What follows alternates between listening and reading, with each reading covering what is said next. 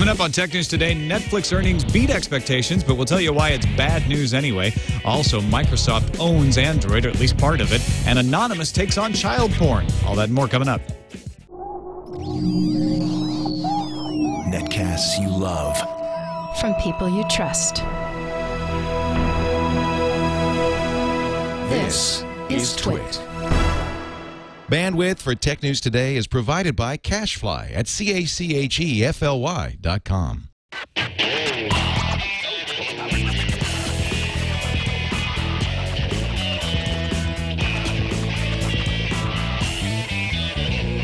This is Tech News Today for Monday, October 24th, 2011. Tech News Today is brought to you by Slingbox, which just turned your iPad into a television. Slingbox has a new iPad app, so now you can watch your home TV on your iPad anywhere you take it. Check it out at Best Buy or slingbox.com/twit. Welcome to Tech News Today. I'm Tom Merritt. I'm Sarah Lane. I'm Iyaz, Akhtar. I'm Jason Howell.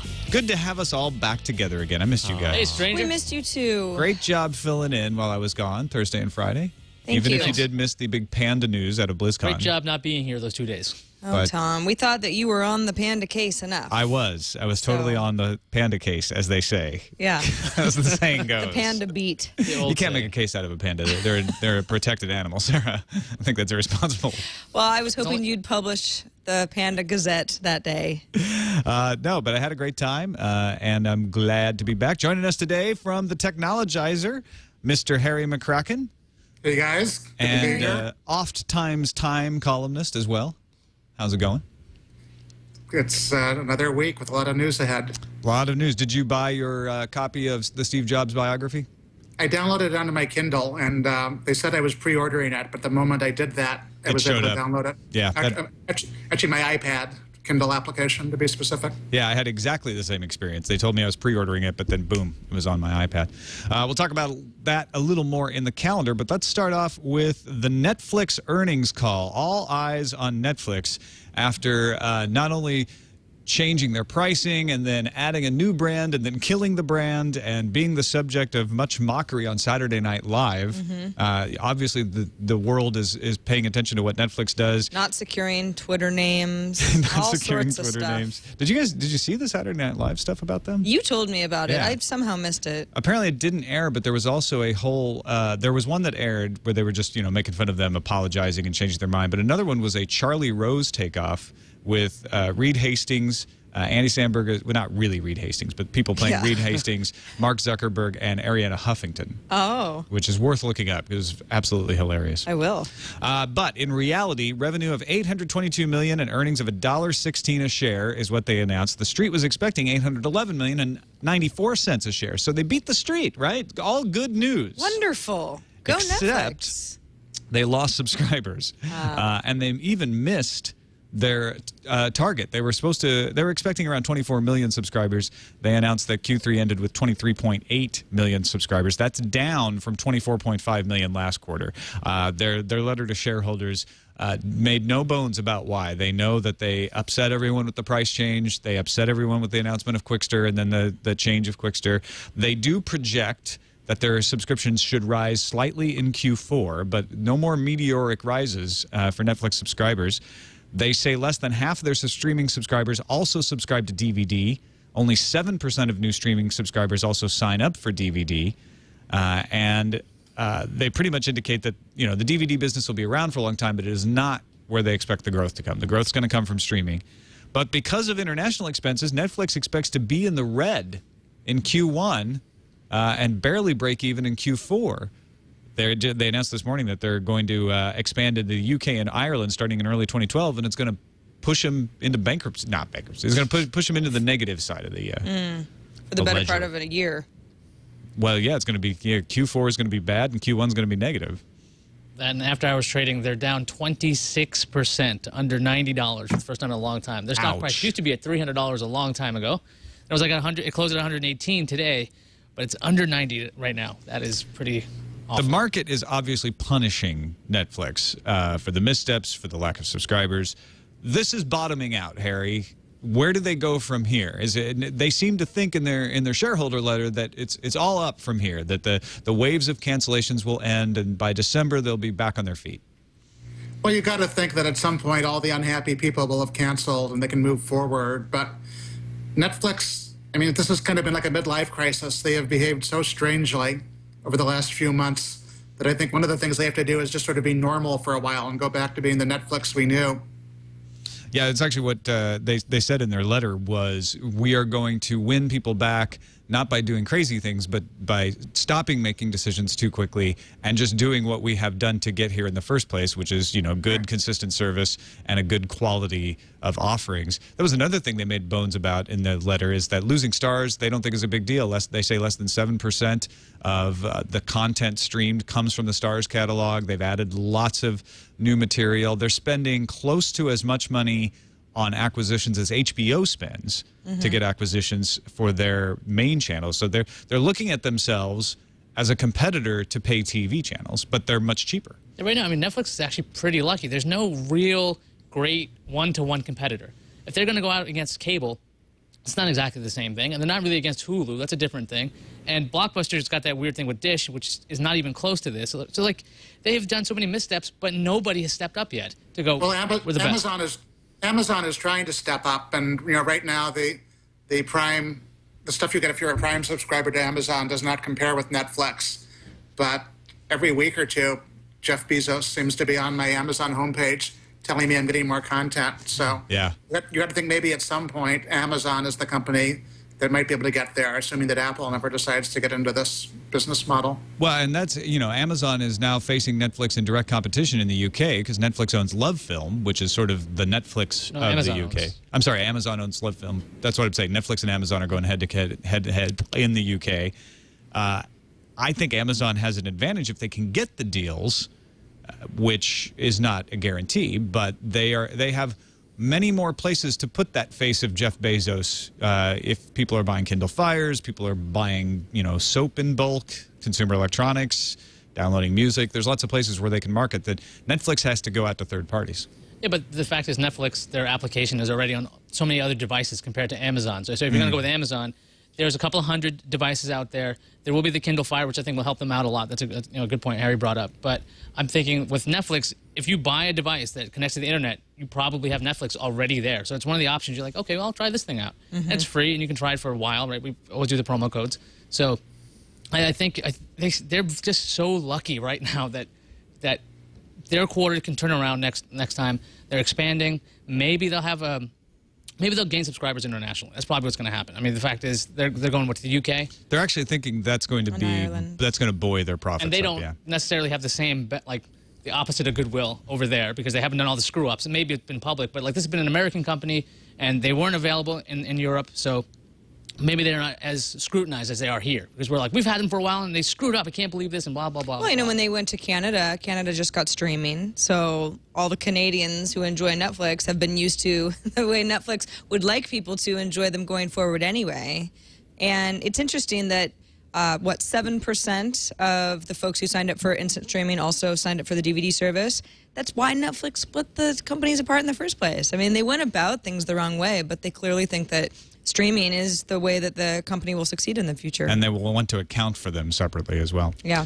Microsoft posting up on their patents blog, their public policy blog today, about signing a deal with a Taiwanese company called Compal, which makes Android devices, to license Microsoft patents. That makes, according to Horacio Gutierrez, a Microsoft Deputy General Counsel, and Brad Smith, Executive Vice President and General Counsel, companies accounting for more than half of all Android devices have now entered into patent license agreements with Microsoft. That's 55% of Android devices worldwide by revenue, and 53% of Android smartphones by unit share in the United States are subject to patent license agreements. So they're kind of spinning the numbers here to make sure that they get above 50%. But a large number of Android devices out there now have Microsoft patent deals. If you're wondering what those patents are, Ars Technica points out that we don't know, but there have been some public filings in court cases that Microsoft has revealed patents related to implementing long and short file names in the same file system, a monitoring system that determines when to erase memory from flash memory devices, patents related to managing contact databases, meeting requests, things like that. Now, MCAM, an intellectual property firm, suggests that the success of Microsoft's patent licensing strategy is due in part to a lack of licensees' willingness to comb through Microsoft's patents and find out just which ones they really are violating. They even suggest that Microsoft itself just kind of doesn't even really know. Goes through the packet when they think they've got something in there. And once I read that from MCAM's report, I was like, then I started looking at them much more skeptically. Like, Microsoft knows what they have, and companies like Samsung that have a deal with Microsoft, they've checked the patents. So like, it's not like every company out there has the ability to do this, but we're talking about major players. HTC and Samsung have the ability to get a lot of lawyers and read a lot of patents. Well, Mel wrote into TNT at twit.tv, and he pointed out a reason why they might not worry about looking so closely. Compal, Wistron, and Quanta are the 3 most recent companies to license for Android. All manufacture Windows phones. These are what are called ODMs, original design manufacturers. That's why you may not have heard of them before, because they're not the OEMs, the equipment manufacturers. And Mel says if your company wants to license Windows Phone, there's only one company you can talk to. Remember, Microsoft has a history of secret and anti-competitive licensing terms. PC OEMs for a long time had to pay per machine sold rather than per Windows copy sold to be able to sell Windows at all. Perhaps Microsoft are just back to their old tricks. Harry, could there be some backroom dealing saying, look, you need to come out and license these Android patents if you want to continue to get access to Windows Phone 7? Well, it is sort of reminiscent of the days back in the 90s where if you were, say, Dell, you could sell somebody a Windows machine and pay Microsoft for software, or you could sell them an OS2 machine and pay both Microsoft and IBM for software, because Microsoft had this amazing deal where they made money on PCs that carried no Microsoft software. I'm not a patent lawyer, so I don't have a stance on whether Microsoft's patents are actually being violated by Android. I do think it's kind of sad, though, to see Microsoft doing this rather than making Windows Phone 7 into something that's a huge hit. And I hope it does become a huge hit, because it is a good product. You can look at it this way. It's giving them a lot of revenue. They could hire more developers for their own platforms. I mean, that's the thing. I mean, a lot of people think that Microsoft's being a bully, but if you think of it this way, they're not stopping Android from existing. They're like, fine, look, just pay us a cut. We have a patent. It covers this. They're not saying unreasonable terms. They're saying, fine, go ahead. Just give us the money. You can go ahead and do whatever you want. But if they were, and I'm not saying they are, but if they were going in and saying, look, we can drag this out in court. Maybe we'll win, maybe you'll win. But you're not going to get Windows Phone 7 if it goes there. Or you can just quietly license without disputing it, and we'll indemnify you against any possible patent problems, and you'll get access to Windows Phone 7. It has nothing to do with the patent system at that point. It just has to do with, you know, holding a club over somebody's head. Yeah, they have the right tools at this point to get what they want. I mean, I remember when Samsung... Although, wouldn't that be illegal to say, like, you're going to have to sign this patent license in order to get access to our operating system? I don't know if that that's has nothing to do or with not. that. I don't. There's nothing wrong with that. Oh no, I don't know one way or the other. Yeah, on that one. all right. But I was just remembering when Samsung announced their deal with Microsoft about Android patents. They're like, oh yeah, and we also love Windows Phone 7. So like, we'll keep pushing these that are coming out. So maybe not just getting access to Windows Phone 7, but getting Windows Phone 7 on other devices that may not have done it, like Quanta or what was this last one called? Compal. Well, yeah, go ahead, Harry. I was going to say, you know, for the most part, Microsoft is trying to make nice rather than sue people, but it is suing Motorola, and it will be interesting to see whether Microsoft or Motorola comes out on top in that. And Does Motorola make Windows phones? No, they don't. Not yet. And of course, they're going to be part of Google at some point, probably fairly soon. But that's the point where this will be tested in the court, because that's one of the few instances where they're not doing an agreement. They're taking them to court. That'd be crazy. I mean, Andy Rubin has said that Motorola is going to be operated at arm's length. Theoretically, they could do a Windows Phone device, which seems really But they haven't. nuts. They haven't up to now. Why would they do it suddenly because they're part of It'd be Google? interesting if they came out of the court case doing a Windows Phone. Yeah, that would be really interesting. like, oh, by the way, we settled. By the way, that Motorola dispute with Microsoft has been delayed by the reviewing commission because of backlog. So I smell Patent something wars, there, too. Who clogging knows? up the courts. Also, just on a side note, the company is profiled in All Things D today called Article 1 Partners, helps companies being targeted by attack to invalidate patents by finding prior art. They crowdsource it. They just kind of, they say, anybody out there ever seen anything like this before? And they crowdsource it. Microsoft is a client. Microsoft might be using this to find out who to target. They may ask the crowd, is there any prior art to our patents? And when they find none, they're like, great. let's take those and run with them. $5 per device. All right. We got some more chicanery in the financial acquisition area as well. Wall Street Journal reporting Google pondering a bid for Yahoo. Well, who isn't reported to be pondering a bid for Yahoo now? Google has allegedly spoken to 2 private equity firms. The positives, I guess they get 700 million unique users and the ability to extend their advertising across Yahoo's platform. The negatives are not only the questions over whether Yahoo's still a viable business, over the next 10 years or not, but also the FTC problems here. In 2008, an agreement on search fell through over antitrust concerns between Google and Yahoo.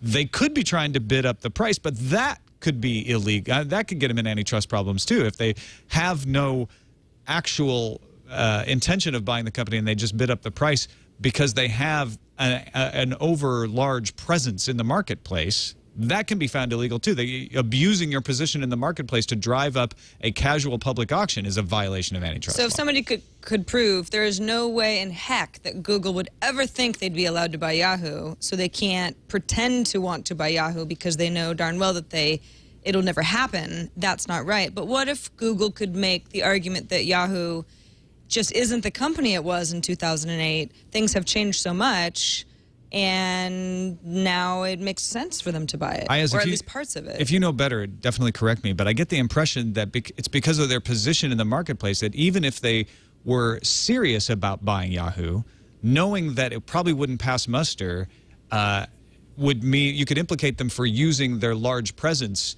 to affect the auction. Well, that'd be that's an interesting argument. But the thing is, as long as there's a chance that this could go through, I mean, I think if they have good faith in doing their actions, that's always the phrase you want to see in a press release. Google, good faith, tried to look at these numbers. That's probably what happened there. Because, I mean, sometimes you see some crazy lawsuits out there, and every single of them have to have a lawyer that believes they're doing something in good faith. So even though it sounds like a crazy argument, there's a good chance that because where Yahoo is now, compared to 2008, which is a real long time ago. I mean, were they powered by Bing back then? I don't even remember. No, that was this was agreement before. that This went is through. what led to how different they are now. The other thing was that they're rumored to be working with private equity firms, right? Yeah. So the theory could be they're buying parts of Yahoo, which would be a lot easier because people forget that Yahoo. Flickr in Google Plus. I actually like that idea. In Google Plus, it makes a lot of sense because who wants to use Picasa? It's kind of a Some ugly, people do, but kind of thing. If you're already a Flickr user, I don't know. There's countless of Yahoo properties out there that could be very attractive to Google just to pick parts off. Harry, is there a chance at all that a Google acquisition of Yahoo could pass muster with antitrust? Well, I mean, Google already has about 2/3 of the search market, and most of what's left over is controlled by Yahoo and Bing.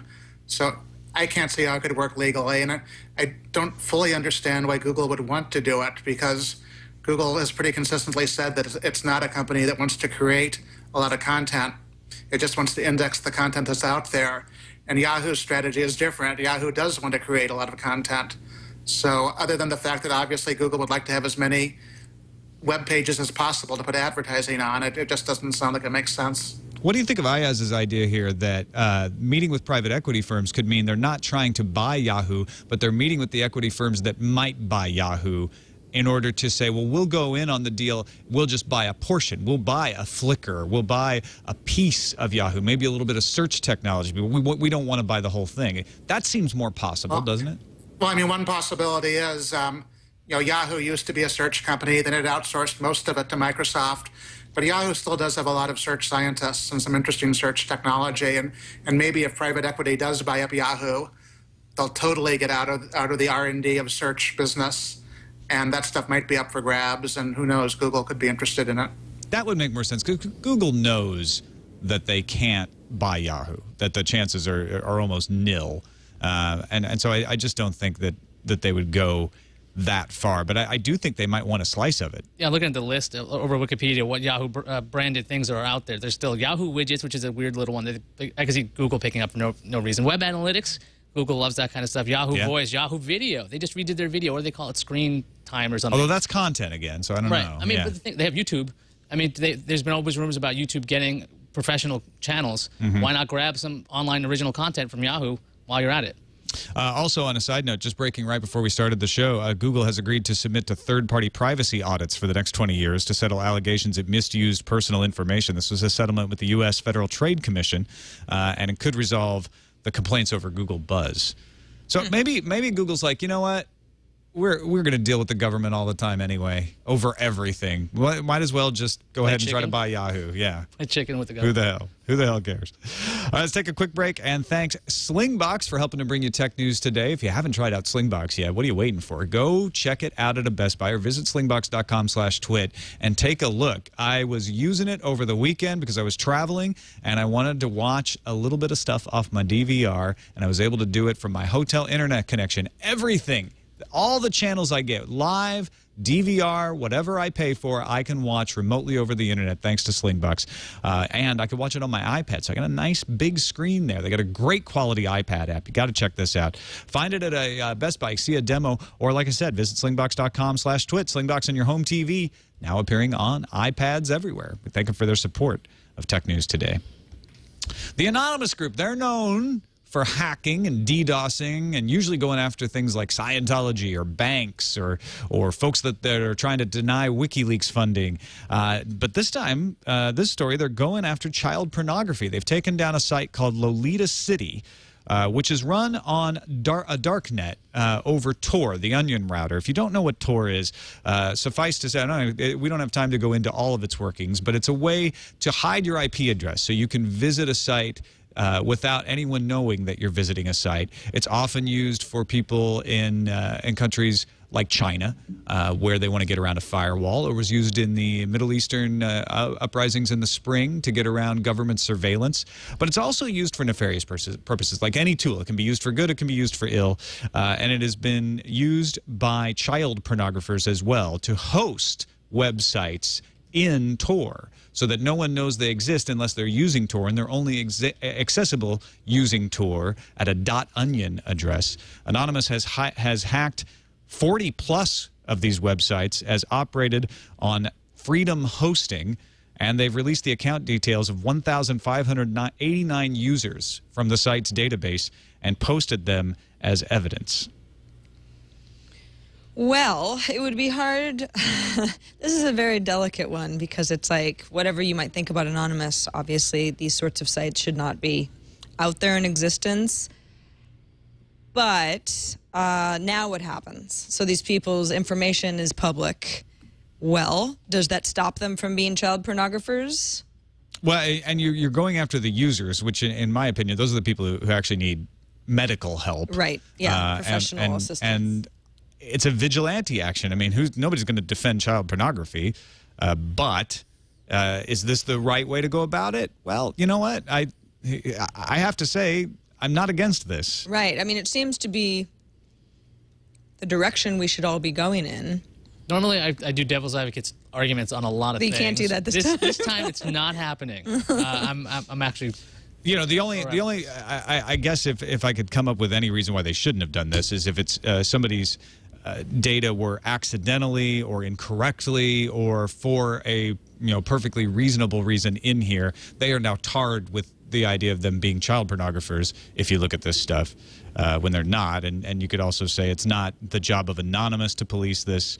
What do you think, Harry? It's hacking in a good cause, right?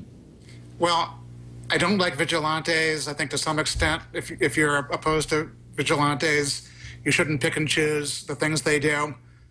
That said, though, this is more constructive than most of the things they do, I guess. But you're right. I mean, what happens if they mess up and they release people and associate them with this stuff, and those people weren't involved in this? I don't really trust Anonymous to be fair about this stuff. Right. Anonymous Cabin Crew Group has actually, in support of Occupy Wall Street, published the personal contact information of Bank of America CEO Brian Moynihan. Now, I'm not saying this, but there are plenty of people out there that believe that Brian Moynihan is just as much of a criminal as anybody else. So if you're going to allow them to publish the information of child pornographers because you believe that that is a horrible crime, then you could make a justification if you believe that being the president of Bank of America is a horrible crime, that you should publish his information too.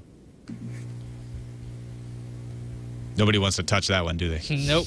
I'm not going to liken a CEO to a child pornographer. No, I'm not either. But it's you're not saying that child pornography and being a president of a bank are the same thing. But you're saying, hey, if you think one is a criminal, and I'm not saying that the president and CEO of Bank of America is or is not a criminal. I'm saying that if you do think one's a criminal and another's a criminal, crime is a crime. That's the issue with vigilantism, is you have to say, okay, well then you have to support vigilantes against all crimes, which maybe you do out there. I don't know.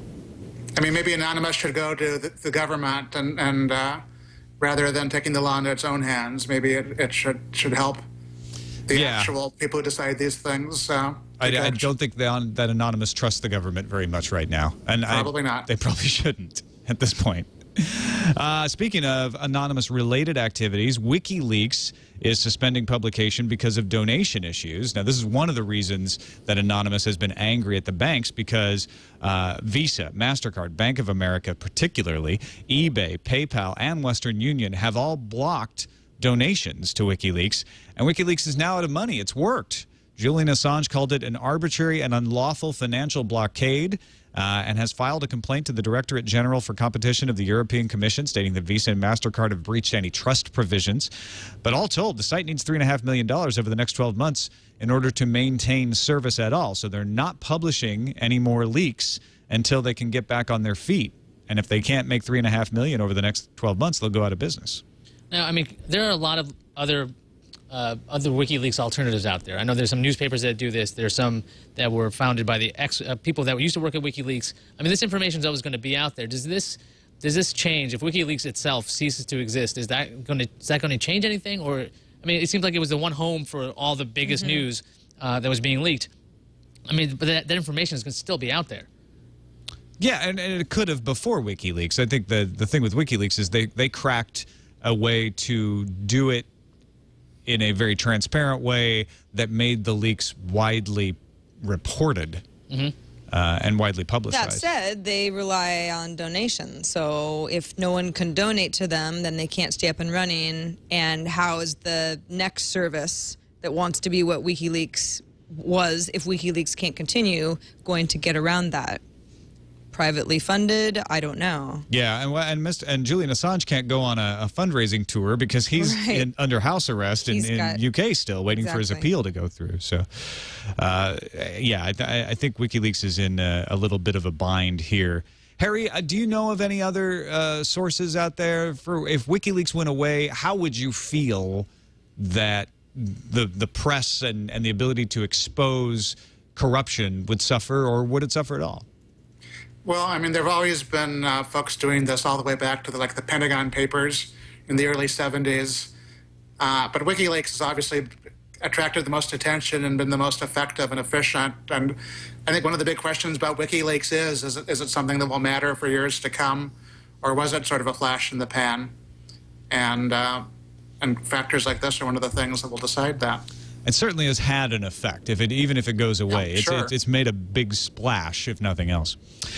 Finally, some more Google news, some more Google Music rumors, and these relate to Google+. Wall Street Journal reporting that Google+ will integrate with the rumored new Google Music service. You will buy a song, gift the track to your contacts, who would be allowed to listen to it once for free. So you could share a song with a circle. I like this idea. We were talking last week a little bit about some of the rumors around Google Music, and at the time we didn't hear, one play of a song or a song being available for one day. But this makes a little bit more sense than a song being available for 30 days or a certain amount of plays. It's like, here's the song, listen to it if you like it, buy it on Google Music. I like the way it integrates with Google+, because this is like, you already have a social network. You already have a circle for this kind of stuff. If you have photographer friends, you share it there. If you have music, the people who love music, you put them in one circle, or you share that group, and then you just go, here, listen to this. It's a nice little tool instead of having that streaming thing with Spotify on Facebook on the top, on the right side. It's a really good incentive to use circles. That's something that I struggle with now. It's like, I don't know, I just don't have certain people that I feel like I need to share just these certain things with. But I definitely have music-loving friends. I mean, I know those people easily. We're all on email lists talking about music all the time. That would be perfect not to just publicly blast out and spam other people.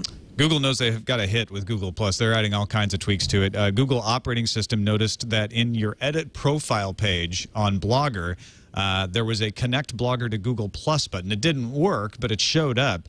Google also adding new Add to Circles buttons within some search results. This is a limited rollout, so you may not see it, but when you see a search result for a particular article or a particular author, next to their byline, there'll be an add this author to a circle. Or if he's already in one of your circles, or she is already in one of your circles, that circle just shows up. So, Harry, are you looking forward to being in more circles as people search your articles? Well, I like Google Plus. I think it's still kind of unclear whether it's going to be a huge success or is just going to muddle along. But I think part of it will be how well they do at adding features without kind of getting into the feature overload that Facebook suffers from sometimes. Yeah, that was actually one of the jokes in that Charlie Rose video that I was talking about, is Mark Zuckerberg extolling the virtues of simplicity that Steve Jobs professed, and they ask him, again, it's Andy Samberg, not Mark Zuckerberg, but they ask him, like, so you follow those principles at Facebook? And he says, oh, no, Facebook's a mess. I like the fact that Google Plus is populated primarily by human beings, and there's not a lot of automated stuff coming in. So I'm always a little bit concerned that if you automate the process, you introduce spam into the process. Yeah. All right, let's move on to the news views.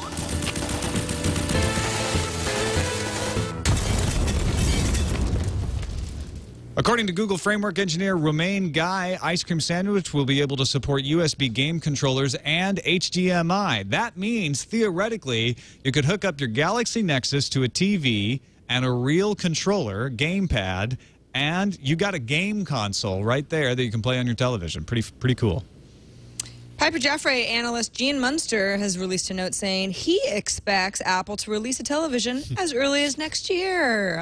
Okay. He believes Apple already has prototypes of the television that could be up to 50 inches in size. He also bases this note on quotes from Steve Jobs' biography, discussing Jobs' desire to create a new kind of television linked to iCloud with the simplest user interface imaginable. He suggested Siri for that. I think, well, it beats Comcast. Well, forget Apple rumors. Let's actually talk about something Apple did. They released new MacBook Pros today. The 13-inch model gets a modest spec bump in processor and increased hard drive capacity. The 15-inch MacBook Pros are running quad-core Intel Core i7s up to 2.4 gigahertz, along with new AMD graphics cards. Even though Apple pumped up the power, they didn't pump up the price. All the prices stayed the same as they were before the upgrades. Yeah, enough of these facts. Back to rumors. Yeah. Japanese blog Makotakara reports the iPad 3 could launch in March. I love these rumors. Like, we hear it's going to launch. Of course it's going to launch in March. That's when it always launches. But it may be sporting a different dock connector design. The iPad connector would still retain 30 pins, but the connector form factor would be slightly smaller. That ought to cause some problems for existing iPad accessories. Otherwise, the iPad 3 would have the same size screen, but Makotakara's sources were unsure if it would be a Retina display or not. If they make it thinner, though, I could see where they might want to have a different form factor because it's a little clunky on the iPad 2 as it is now. Just give me the Retina. Just give me the Retina. AT&T wants federal court to dismiss Sprint's lawsuit to block the AT&T T-Mobile merger. How about that? AT&T argues that Sprint doesn't have standing to sue under Section 7 of the Clayton Act because Sprint's a competitor and not a consumer. Oral arguments will be heard today. If Sprint's participation isn't dismissed, it could make the government's job a lot easier since the Justice Department is trying to block the merger as well. You know what we haven't talked about in a while? Apple. Apple's newest hire is Scott Noteboom, who was the head of Yahoo's global data center infrastructure since 2005.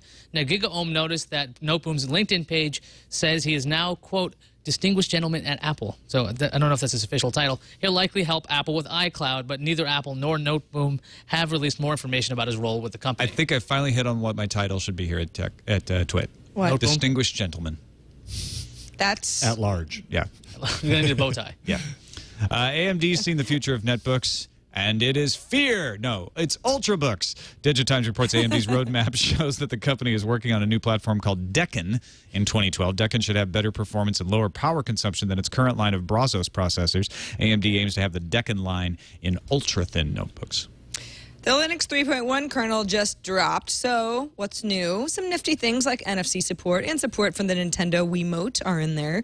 More significantly, though, the new kernel brings support for open RISC processor architecture and improved performance on Ivy Bridge and Cedar Trail chips. Australian Android blog Ostroid reports that Motorola Droid Razr will include an unlocked bootloader when it hits Australia. Yeah, except if you're in the United States, Verizon decided to take that feature away, opting to lock the bootloader. Globally, it'll be up to the carriers to decide whether the phone will be locked or not, and then eventually you'll figure out a way to unlock it on your phone. All right. Now, Harry, I just want to say that randomizer, we weren't trying to rip off technologizer. It's just a, it's a common suffix. Yes, you were. Admit it. I ripped off Scobalizer and Okay, Energizer good. myself, so go ahead. Radar steel. Let's move on to the randomizer. Randomizer. Engadget reporting on Project Shelter. Folks at MakerBot have impressed us with self-replicating 3D printers, but now they're looking to save crabs who have lost their shells. Is it shell collectors that are going out and stealing these shells and making these crabs homeless? Well, I think it's a combination of that, people actually combing the beach for shells, and coral issues with less stuff washing up on the beach. Anyway, they're crowdsourcing designs for artificial shells that hermit crabs can live in. They're testing different shapes. Now, they're not intended to be placed in the wild because putting plastic MakerBot printed shells out in the sea would probably not be very environmentally friendly, but they're meant for domestic use, reducing the number that must be harvested for your pets. So don't go out on the beach and steal shells. Just print one for your pet hermit crab. Think of all the different kinds of new homes they can Realize have. there were that many pet hermit crabs out You there. could see a skyscraper crab eventually, like a cityscape of them, or you could have like little houses, townhouses. like an ant farm, Yeah. but a really cool 3D printed one. Crab slums. Yeah, I live in those 3D printed shells. It sucks. They're the projects. Institutional, all grainy. Government They all crab look, housing. They all look the same. Yeah. Harry, what is your position on crabs? My favorite crab is the fiddler crab, and that's really the only crab whose news I follow closely. I see. Well, I understand. You have to stay loyal. All right, let's check out the calendar. The creator of Lisp and arguably the father of modern artificial intelligence, John McCarthy, died today. He was a computer scientist. He received the Turing Award in 1971 for major contributions to the field of AI. He will be missed. Lots of Turing Award winners passing away. I guess it's the end of an era. Yeah. As we had talked about earlier in the show, the Steve Jobs bio is out today. A lot of fanfare and hoopla. And either you've already bought the book, you're planning on buying the book, or you've heard so many quotes that you feel like you've already read it. On this day in 1929, the stock market crashed and launched the U.S. into the Great Depression. So happy October 24th, everybody, especially you, Netflix. It's not necessarily tech news. Sarah just wanted to cheer us all up. Well, Thanks, Sarah. Because we didn't have a stock market crash today. it's a significant day. It is. And tech is now linked to money as never before. Battlefield 3 arrives tomorrow. Some good news. That'll cheer you up. The HTC Radar 4G is coming on November 2nd to T-Mobile. It's going to be $100, and it's one of them fancy Mango phones, if you're interested. Apple's upcoming Grand Central store, it's actually a store in Grand Central Station, is going to be ready by Black Friday, says the company. It's a huge over 15,000 square foot space. Really big. Used to be a restaurant. According to Phone Arena, employees are already undergoing training at a hotel in Times Square, all very hush-hush. And finally, Verizon announced that it will offer the Galaxy Nexus later this year. No specifics on the actual date, but it is official that it will be coming before New Year's Eve. Let's see what's incoming. Incoming message. First, we have an anonymous author, apparently, because he probably just put his name in the email and not in the email text. Says National Podcast Post Month, affectionately known as NaPodPoMo, not to be confused with the National Pods of Postmodernist Month. Totally different. Coming up in November. Every day during the month of November, those currently producing podcasts or are interested in trying it out, post a podcast a day for 30 days. Very similar to National Novel Writing Month, which also kicks off on the 1st, although it's, according to our emailer, way easier and a ton of fun. Podcasters can submit their shows to be included in a combined NaPodPoMo 2011 feed by visiting napodpomo.org/submit. November is huge for these sorts of things. There's National Blog NaBloPoMo. That's National Blog Post Month. That's a real thing. Okay. There's Movember, where you grow a mustache. throughout the month of November. Sometimes it's a beard. I always Kinda do make your own NaNoWriMo, take. the National Novel Writing. I think that's a great way to just kick yourself and get started writing. I kind of liked how our emailer was like, that one's way easier. I'm like, doing a podcast for 30 days straight sounds easier to me. It could be a short podcast, right? You Right. could do like a 2-minute podcast. That's true. I guess you could do anything and call it a podcast. Harry, how are you spending November? You know, I blog every single day anyhow. So you're gonna be, yeah, I'm going to be continuing on. And if you guys ask me back, I might do one podcast in November. So you're doing blog, national blog posting like life. Blah, blah, blah, blah, blah, blah. Yeah. Blah, blah's law blog. But I do it every month forever. Yes, exactly. Now, blah, blah, so take Izer. that, November wannabes. Next email, John from Utah writes in, Hi, Tom and gang. I love the show. I wanted to send a quick note about the facial recognition on Ice Cream Sandwich. I've used facial recognition app on my Android phone that locks apps only. I have an identical twin, and most of the time, he could successfully unlock my apps. Well, that's only a problem for those of us with evil twins. It does work. Wow, good to know. That's interesting. Good That to makes know. sense to me. So it's- Yes, because Because if you're pretty much- identical yeah, twins, most of the points are going to match. So really, if you want to break into someone's Android phone, all you need to do become besties with their evil twin. exactly. cue all the You Winklevoss could have jokes. The world at coming your soon. I need to become friends with one of the Make sure they use Android. Just so you can break into the other twin's phone. Who wouldn't want to do that at this point?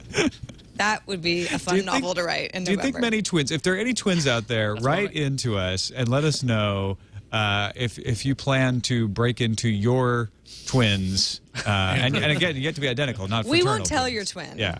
Just like, tell is us. this We'll something keep it fun you quiet. would do with your twin brother or sister? You know, just grab their phone and, I unlocked it. Screw you. You know, there's people who's like, you look just like my cousin, or you look just like. Oh, come on, give me their phone. Give me Let's their see phone. if it Let's works. see if Yeah. I really do. There you go. Yeah, Harry and I were talking before the show. We don't know whether pictures would work, but probably not. I don't think so. I can't imagine they would, because then the whole idea falls apart pretty quickly. Yeah. It doesn't have the depth. You need the 3D, I think, to have the same points. Well, thanks to everybody who submitted articles in our Reddit at technewstoday.reddit.com. We did it. We hit over 3,000 people in there, Yay, 3,017 nice. readers. So thanks to folks like Captain Kipper, a.k.a. The Milkman, Dr. Mom, Shorty in Phi, Please Be Serious, Compfixer87, and more for submitting articles. And thanks to everybody who goes in and votes up or down on what stuff they would like to hear. It helps us put together the show every day. And Harry McCracken, thank you for being back with us. Always great to have you along. Let folks know about Technologizer and where all they can find your work online. Sure. Well, I'm at technologizer.com. On Thursdays, I have a Technologizer column at time.com. And I also have a blog on CNET, which I just started recently, called Challengers. Yeah, I noticed that the other day. Congratulations on that. That's great. Thank you. It's a lot of fun. All right, that's it for us. You can find us on the web at twit.tv/TNT. You can email us, tnt@twit.tv, and you can give us a call and leave us a message, 260-TNT-SHOW. Tomorrow, we will have another NaNoWriMo participant. Veronica Belmont joins us. She just quit core. We'll find out what else she's up to tomorrow. We'll see you then.